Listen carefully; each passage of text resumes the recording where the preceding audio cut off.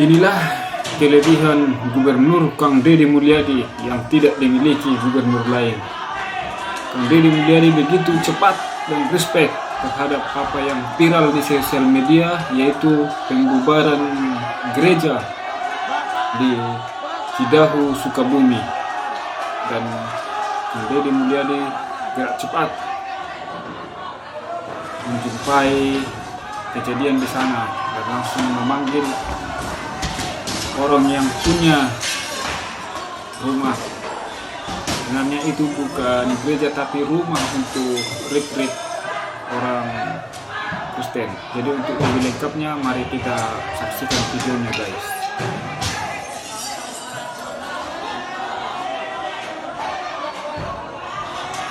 Akur kan dengan tetangga. Ini akar ini siapa?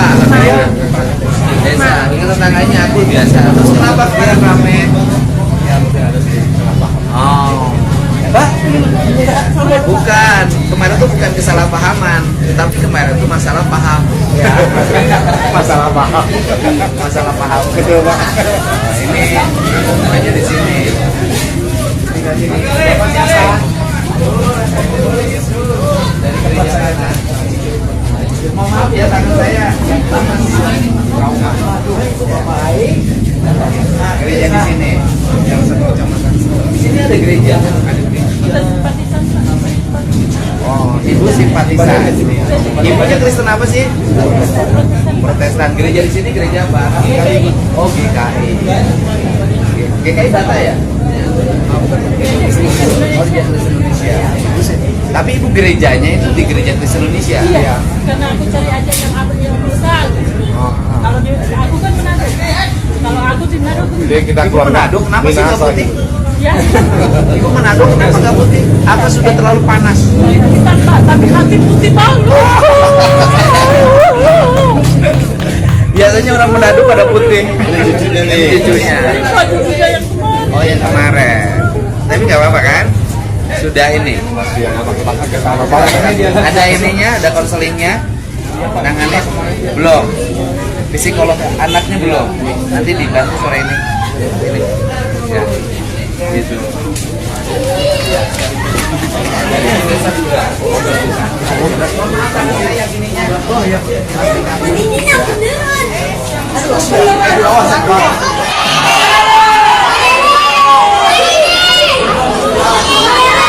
Kerusakannya berapa?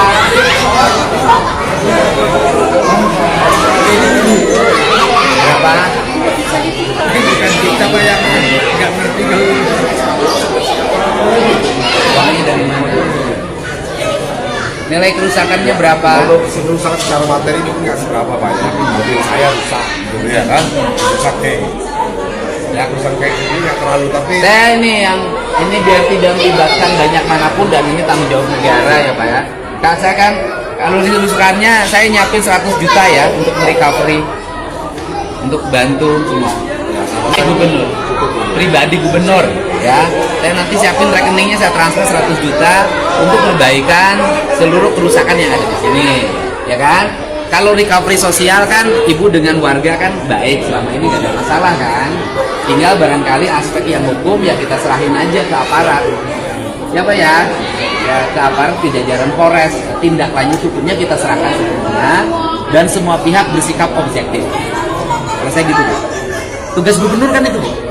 Memastikan warganya rukun, memastikan tidak ada pelanggaran hukum, dan kalau ada pelanggaran hukum biarkan aparat yang bekerja berdasarkan profesionalisme hukum, berdasarkan alat bukti yang ada, ya kan? Pak Kapolsek itu kan ya Pak, ya kan? Kemudian yang berikutnya adalah kerugian warga tidak boleh membebani warga, maka kerusakannya saya ganti, saya siapin 1 juta untuk memperbaiki. Tapi yang berikutnya saya memberikan saran ke depan agar bangunannya disesuaikan dengan konstruksi lingkungan, karena saya pencinta alam. Nah, kita ini kalau bertuhan pasti selaras dengan alamnya. Kayak saluran air tidak boleh ditutup, tidak boleh mengganggu. Itu saya bersikap itu pada siapapun. Jadi fungsi saya di situ ingin mengembalikan, menyelaraskan alam di Jawa Barat, mengembalikan keharmonian masyarakat untuk menghormati perbedaan. Yang ketiga, melakukan penegakan hukum. yang bertugas menegakkan hukumnya jajaran polisi. Cukup kan? Selesai ya. Gitu. Yang penting kan keluarga udah nggak ada masalah kan. Kebetulan saya kerja sama baraknya itu dengan para psikolog hampir 200 psikolog. Para pelaku yang sedang dibawa ke ranah hukum setelah hukum yang bekerja secara objektif berdasarkan segala bukti dan tidak akan interseksi. Urusan hukum saya serahkan sepenuhnya pastikan pendapat. 100 juta itu dari pribadi atau dari saya dari pribadi gubernur dan Harapan ke depannya Pak? Asik. Nggak boleh terjadi peristiwa seperti ini. Semua orang harus hidup rukun, saling menghargai, saling menghormati perbedaan, menghormati.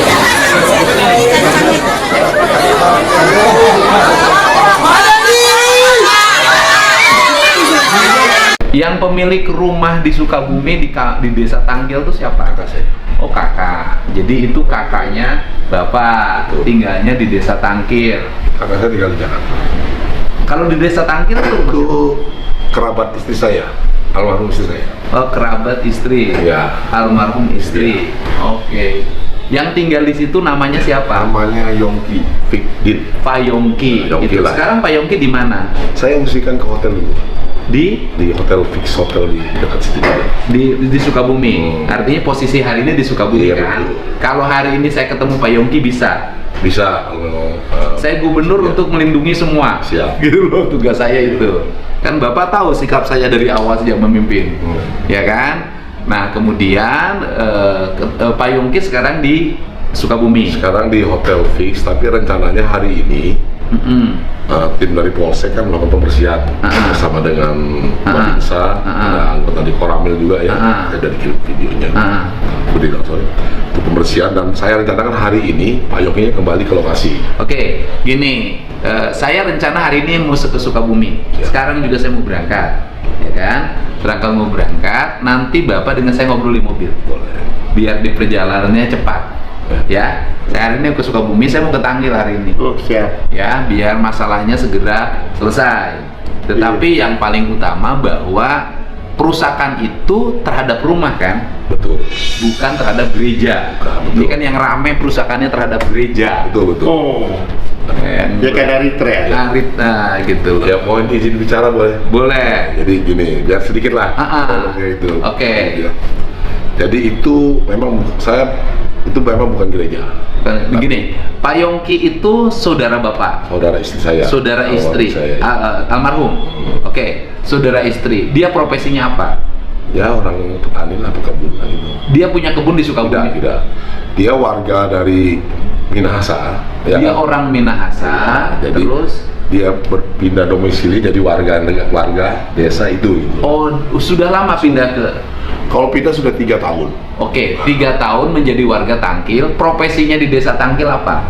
Membantu merawat, ya kan, merawat lokasi gitu Pak ya. Lokasi apa? Tempat yang sekarang saya tinggal, kami yang kemarin terjadi Enggak, kejadian. rumahnya rumah siapa? Rumah kakak saya. Jadi dia kerja gitu. Oh, rumahnya rumah kakaknya Bapak. Betul sekali. Oke. Kakaknya Bapak punya rumah di situ. Betul. Kakaknya masih ada Ada di, dia lagi keluar kota. tapi tinggalnya di Tangkil. Tinggalnya di Jakarta. Oh, kakak Bapak itu punya rumah Betul. di desa Tangkil. Betul sekali. Rumahnya ditungguin. Jagain oleh Ya udahlah, ditungguin, dijagain gitu kan, dirawat Betul. oleh Yongki. Betul. Yongki itu usianya berapa? Yongki itu usianya kalau nggak salah 50 tahun. Yongki itu orang Minahasa. Orang Minahasa. Dia adalah saudara dari istri Bapak almarhum, ya kan? Karena dikasihlah pekerjaan lah, ngurus Betul. rumah, nungguin rumah di situ. Oke. Nah, jadi itu posisinya adalah bukan rumahnya Pak Yongki. Betul. Tapi rumahnya saudara Bapak Betul. yang hari ini tinggalnya tidak di Sukabumi, Iya. tapi di luar kota. Betul. Nah, kemudian pertanyaannya adalah yang ngumpul di situ itu, yang melaksanakan kegiatan ibadah itu siapa? Kebetulan kan ini libur sekolah Pak. Oh. Ya kan? Jadi anak saya kan punya komunitas di gereja gitu. Jadi kalau kita bahasakan dengan bahasa Islam itu kayak pesantren kilat gitu. Oke, kan harus jelasin Ya. biar publik tahu. Kalau kayak bahasa gini, kalau kayak Bapak Presiden kita kan bicara kan retret gitu Pak ya. Nah, kita melakukan retret. Nah, tapi dalam bahasa Indonesianya lebih sederhana itu pembinaan mental lah, bintal Pak. Bahasa gitu, Jadi Pak. yang di situ itu adalah berapa orang yang di situ? Kira-kira ada sekitar 34 anak-anak. 34 anak-anak. Anak-anak Usianya SD, SMP, SMA. Oke, mereka itu lagi liburan. Lagi liburan Status sekolah mereka di mana? di Tangerang. Oh, di Tangerang. Mereka lagi liburan di Tangerang. Nah, punya akses ke Payongki lewat siapa? Karena anak saya ikut di situ. Jadi yang ikut thread di situ adalah anak-anak Bapak. Betul. Dari Tangerang. Betul. Kemudian ikutlah minat sambil ngisi liburan, Betul. mengikuti pembinaan Mental. fisik dan mental, ya kan? Setuju. Di Tangkil Sukabumi. Betul. Di dalamnya ada kegiatan seperti orang Islam mengaji. Betul. Ada kegiatan ya. Ya kayak orang Islam baca Ya, Quran, kira-kira gitulah. sholawatan, Betul, tausiah. marhabaan. Nah, kira-kira ya kan? gitulah, Pak. Ya kan kalau orang Islam begitu tahlilan. Betul. Gitu loh. Ya, kira-kira begitu. Nah, murid-murid pelajar ini di sana mengikuti kegiatan-kegiatan pembinaan rohani. Betul sekali. Maka di sana pasti bernyanyi. Betul. Karena bernyanyi kedengeranlah keluar. Disangkanya menjadikan rumah itu tempat ibadah permanen. Nah, itu.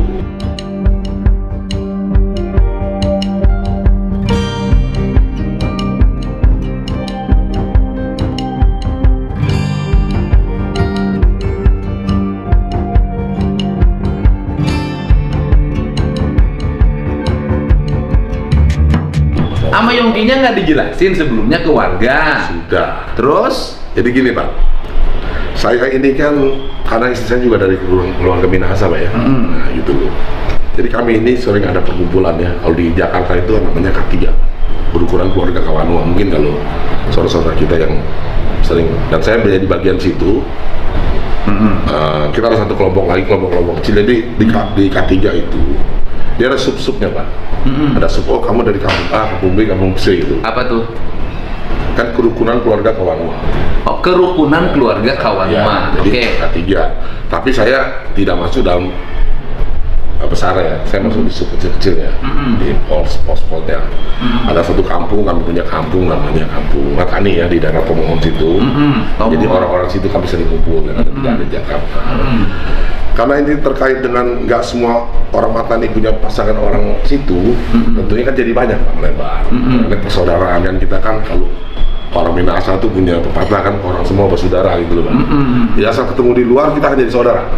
Iya, biasanya orang merantau itu kekerabatannya lebih tinggi. Betul. Karena nggak punya teman. Kira-kira tahun 2000 awal tahun lalu kami kan selalu punya acara tuh seperti apa, kalau istilah kita tuh kuncikan tahun Pak. Jadi tahun itu ditutup di bulan Januari. Nah, tanggal 29 kami bikin situ, kumpul orang-orang Manado cukup banyak lah gitu ya, orang Minahasa ya. Yang tanggal kapan ya? Kalau kita cara dari awal, saya agak rumah. Oh, agak awal. 29 Januari itu saya bikin itu. Ya saya lapor, kasih tahu ya ada kegiatan lah gitu. Nah, tentu dari kegiatan itu saya juga berinformasi kepada masyarakat tempat kan. Ya, saya mengerti dan paham untuk wilayah. Saya koordinasi dengan apa? Oke, tolong dong kalau untuk kegiatan ada anggaran yang buat parkir, jaga mobil apa gitu. Karena kapasitas tampung tempat itu cuma 7 mobil, nggak bisa lebih. Nah, yang datang kebetulan kan ya ada kawan-kawan para purnawirawan kayak gitu adalah, tapi saya kan nggak pernah sebut kayak gitu di dalam kegiatan supaya nggak perlu menolak kelapa ya kan. Jadi kita lakukan ibadah satu kali, tapi sebentar aja. Habis itu acara makan, daya dansa ya gitulah. Oh, memang di situ acara ibadahnya pernah. Pernah satu kali. Oke. Tapi udah itu nggak ada masalah Pak. Itu nggak ada masalah. Nah, pas Idul Adha kemarin ini. Oh, jadi dulu juga pernah ada acara ibadah di situ. Satu kali. Perkumpulan keluarga Minahasa. Minahasa. Nama kampungnya Matani. Oke, kelompok ke kampung Matani ini sering berkumpul di situ. Nggak sering Pak. Setahun belum tentu sekali. Iya, pokoknya pernah berkumpul di situ, bukan hanya retreat anak-anak sekolah saja, tetapi orang tuanya pun pernah berkumpul dan melakukan ibadah. Ya, kita biasa. Karena kita orang-orang sana, orang-orang biasa tidak biasanya. Iya, melakukan ritual. Kalau ibadah mah sekarang juga Bapak lagi ibadah sama saya. Ibadah itu kan bukan hanya ritual. Ya, ada ritual lah. Sosial juga ibadah. Sempat ritual lah satu kali yang itu ya sudah. Ya, itu cuma sejam. Nah, kalau ngomong ininya apa namanya? Kan kalau orang sana Kristennya apa sih? Campur-campur, Pak. Jadi ada yang Katolik, ada yang Tapi bisa bareng. bisa bareng gitu. Kan biasanya kalau Katolik kan gereja Katolik. Nggak ada masalah, Pak. Oh, kalau orang sana itu diikat bukan karena keyakinan agamanya, tapi diikat keyakinan sebagai suku Betul. orang sana. Betul sekali. Oh. Jadi kita tidak melihat agama ya kan, biasa aja. Tapi kalau untuk urusan ritual sama, lagunya sama nggak sih? Ya tergantung yang pimpin, Pak. Gitu kan gini. Saya kan nggak tahu. Jadi gini, Pak. Saya kan alirannya mungkin aliran Kristen dan agak moderat gitu ya, yang agendanya tepuk tangan gitu ya.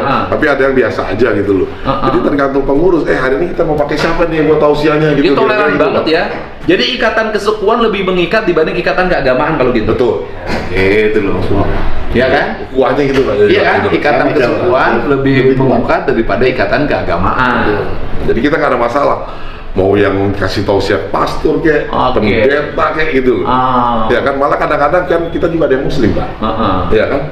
Yang muslim kadang-kadang mereka bikin halal bihalal kita datang. Iya, nggak ada masalah. Ya, justru itu biasa aja, Pak, gitu loh. Saya ini dari dulu gaul sama Katolik, guru saya Katolik, ya kan?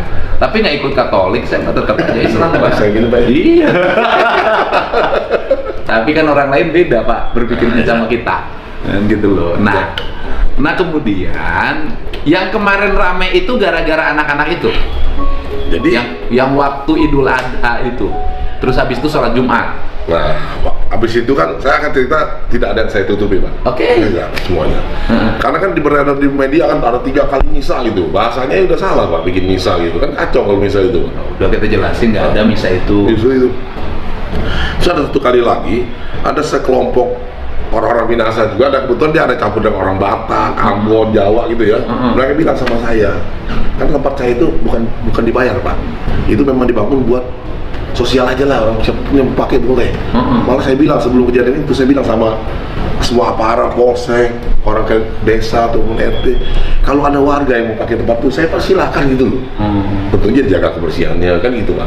Sederhana aja, orang tempat itu boleh bilang nggak ada yang pakai, sebulan sekali tentu ada kegiatan. Habis jauh banget sih kumpulnya, Nah, kenapa di iya. Sukabumi sih? Jakarta aja banyak tempat.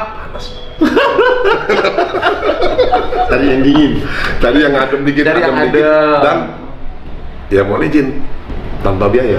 Oh, murah. Nggak, kita bebaskan biaya, Pak. Kalau untuk anak-anak kan jadi maaf, mereka datang itu pun dikirim pakai angkot gitu, nanti pulang ada yang angkot. Artinya tidak semua orang yang berangkat ke Tangkil itu loh, semuanya anak orang kaya. Iyalah, Pak. Apa perlu saya kumpul video anak-anak itu nanti buat Bapak itu loh. Ya, artinya mengucapkan terima kasih ke Pak Dedi gitu loh. Yang piknik ke situ adalah tidak semua keluarga Minahasa, tidak semua penganut ajaran Kristen yang berasal dari keluarga menengah ke atas. Betul. Banyak orang-orang nggak punya. Ya, maka carilah tempat pembinaan yang murah. Betul. Karena kalau yang kaya nggak akan membeli situ, Pak. Betul. Kalau udah tahu